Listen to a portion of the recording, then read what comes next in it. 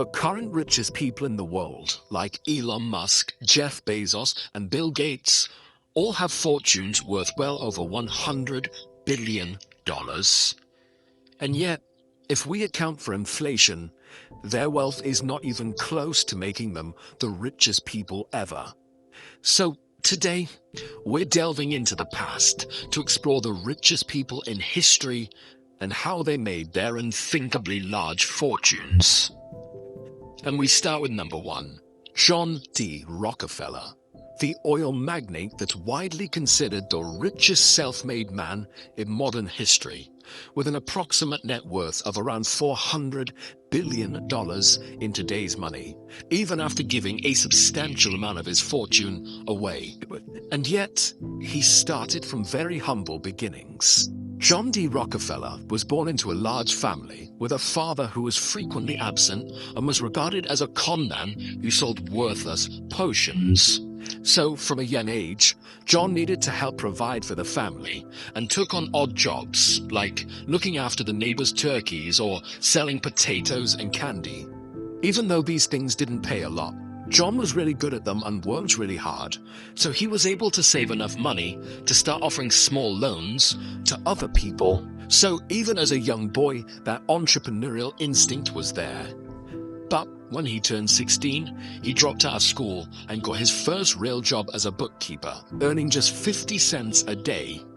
However, after working there for around 2 years, his employers still refused to give him a meaningful raise. And so, he decided to start his own produce business, as he had a goal to make $100,000, and he knew he'd need to build something of his own to reach that target.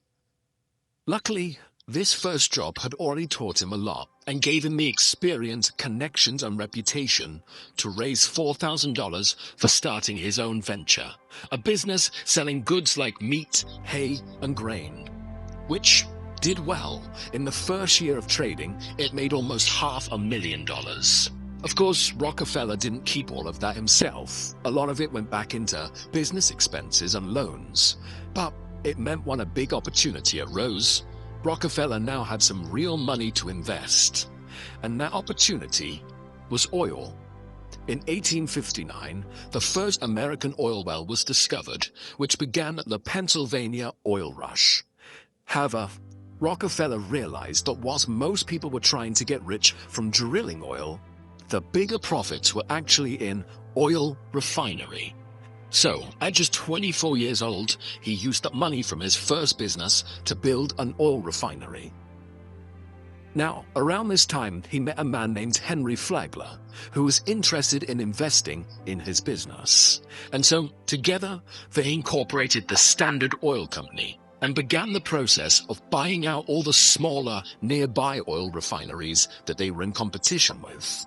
Whenever any of these refineries refused to sell their business to him, he simply started selling his oil at a loss, so that all their customers flocked to him instead, which would put these smaller companies out of business. These kind of practices allowed the Standard Oil Company to keep expanding across the entire country. They kept buying out rivals, undercutting competitors, and cutting costs wherever possible. The more they grew, the more negotiating power they had, so they could push for better rates and prices and discounts on everything.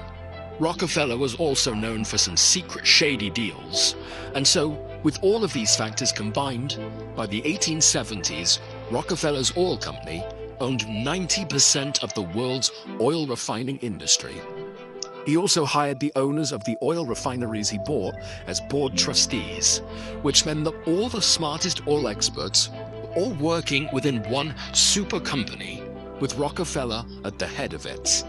He owned 20,000 oil wells, had over 100,000 employees, and at the very peak, some estimate its total value would today have been worth almost $1 trillion.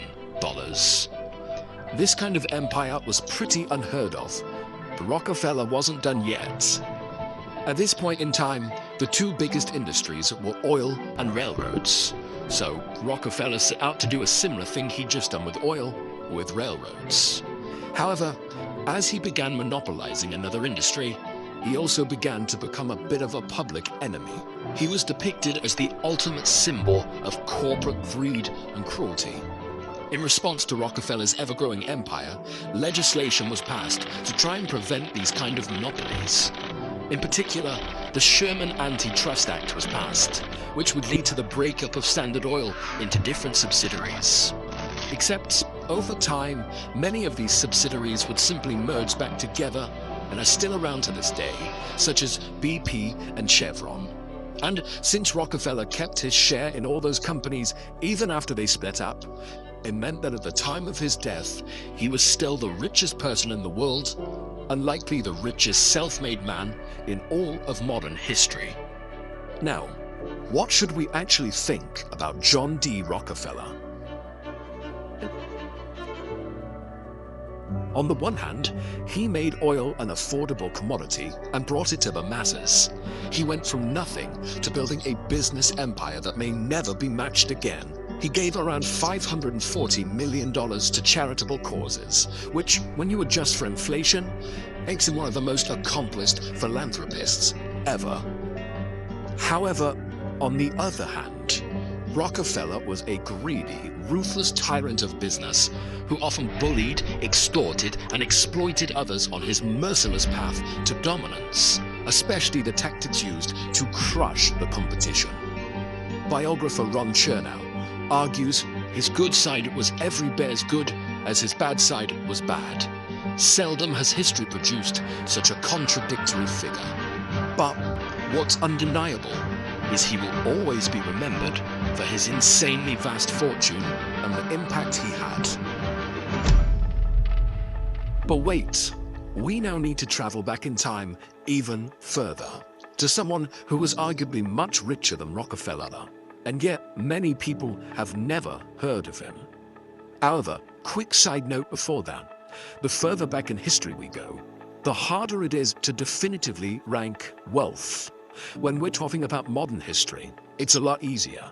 For example, we can say with a good level of certainty that Andrew Carnegie had an empire worth around $310 billion, as he founded the Carnegie Steel Company, which later became U.S. Steel, the first billion-dollar company in the world. We also know that Henry Ford had an empire worth around $200 billion when he died in 1947, because he founded Ford Motor Company and pioneered assembly line mass production. And so with businessmen like that, it's much easier to calculate their wealth. But once we start talking about the value of owning countries and lands, things get a little blurrier. Even in present day, some people would disagree with the Forbes rich list that puts Elon Musk and Jeff Bezos as the richest people in the world. It's been argued that someone like Vladimir Putin may be the real wealthiest person alive today. It's just difficult to verify exactly what he owns. So, bearing all of that in mind, let's go back to our list of the richest people in history and venture all the way back to the 14th century, where we find Mansa Musa, considered by many historians as the richest human to ever live. Mansa Musa ruled the Mali Empire in Africa for 25 years, which was extremely rich in salt and gold. In fact, some sources estimate they were the largest gold producer in the world and had more than half of the world's total supply. And so Mansa spent the early part of his reign expanding Mali's trade routes, which allowed them to trade their gold and salt all across Africa and Asia. Under his leadership, the Mali Empire tripled in size. He conquered 24 major cities, and it's believed he never lost a battle in his lifetime. However, Mansa also got many territories to join the Mali Empire willingly, due to the relatively high quality of life that its citizens had.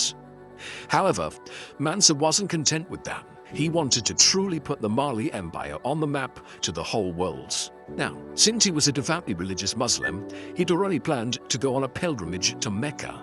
And then he realized he could use this trip as an opportunity to capture the world's attention.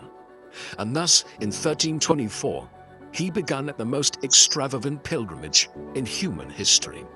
The voyage, which would span an estimated 4,000 miles, was traveled by Mansa Musa, with tens of thousands of soldiers, slaves, and heralds, draped in Persian silk and carrying golden staffs.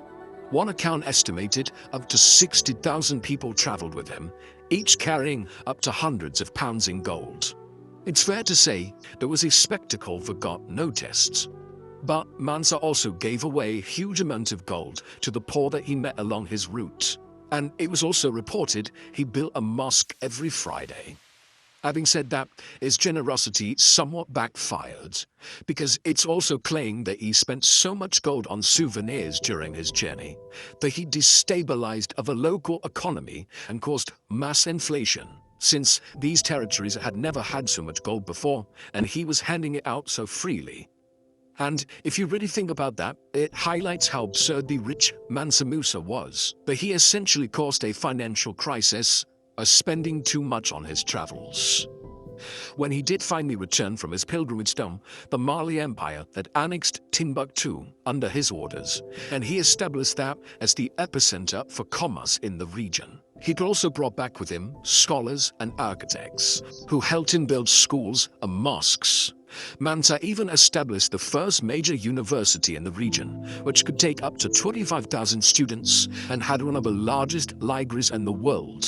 All of these different building projects further elevated the city's reputation and helped attract even more top scholars from all over Africa and beyond. And therefore, many historians credit Mansa with leading the Mali Empire to even greater prosperity and development. However, whilst Mansa did indeed put the Mali Empire on the map like he wanted, it didn't quite have the intended consequences. As news of their huge wealth and gold supplies made its way to Europe, several European powers saw an opportunity to conquer the empire and take the resources for themselves. But by that point, Mansa would have died and already cemented himself in history as one of the richest people to ever live. Now, as for how rich he was, some estimates put Mansa's modern-day wealth equivalent at between $400 and $500 billion.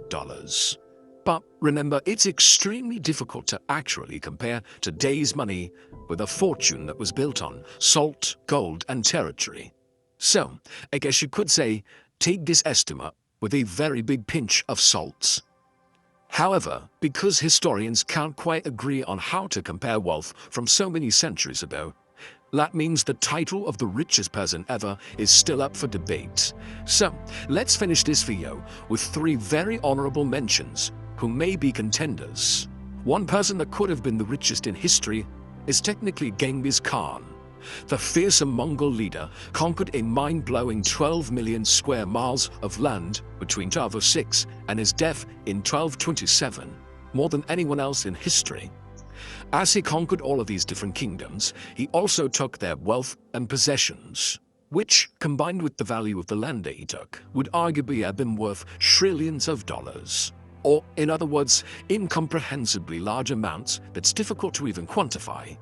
It's an extremely brutal way to build your fortune, but it was certainly effective. Another candidate for the richest person in history is Jakob Fugger, also known as Jakob Fugger the Rich. And you don't get a name like that without having a pretty giant fortune. In fact, if you took Europe's entire economic output at the time Jakob was alive, he owned 2.2% of all of that of the entire continents. Now, Jakob was the 10th of 11 children, but would go on to become a banker who financed kings, explorers, and religious leaders. What's crucial here, though, is that before Fugger came along, Christians could not legally charge interest on loans. But he managed to convince the Pope to change this, and then profited from that rule change immensely. In a biography written about him, the author explains that Fugger just seemed to have a gift for making money and spotting opportunities, especially when it came to business and investments. For example, when the Archduke of Austria desperately needed a loan, Fugger decided to offer it when no other banker would, and it paid off big time. He also had a great talent for convincing other people to lend him money so that he could invest it and turn it into a much bigger profit. He was undeniably very strategic and shrewd, and built a fortune that would today be worth an estimated $400 billion. But now it's time for one final candidate for the richest person ever, and that is Caesar Augustus, the first Roman emperor, reigning from 27 BC until his death in 14 AD. Time magazine once estimated his equivalent net worth today as being $4.6 trillion, because he personally owned all of Egypt. But again, going back this far in time, it's virtually impossible to put an accurate number on his wealth. So we can't say for certain who takes the title of the richest person ever, but we can definitively say that all of these names mentioned in this video had obscene levels of wealth and were amongst the wealthiest humans to ever live, with fortunes far bigger than Jeff Bezos or Elon Musk. At least for now. Of course, both of these men are still working and growing their business empires. So if either of them have some more major breakthroughs, like colonizing Mars, then who knows how vast their fortunes may become. But now a question for you. What are your thoughts on all of these incredibly wealthy historical figures? I know for some people, hearing about wealth can be kind of motivating, whereas for other people, it can just seem really unfair. But if you do feel that way, then it's worth remembering that the fact you have access to antibiotics, electricity, internet, and so on means that in many ways, your quality of life is greater than some of the richest kings, emperors, and business magnates in history that we've just heard about. After all, you can do something that Rockefeller, Mansa Musa, and all the others never could.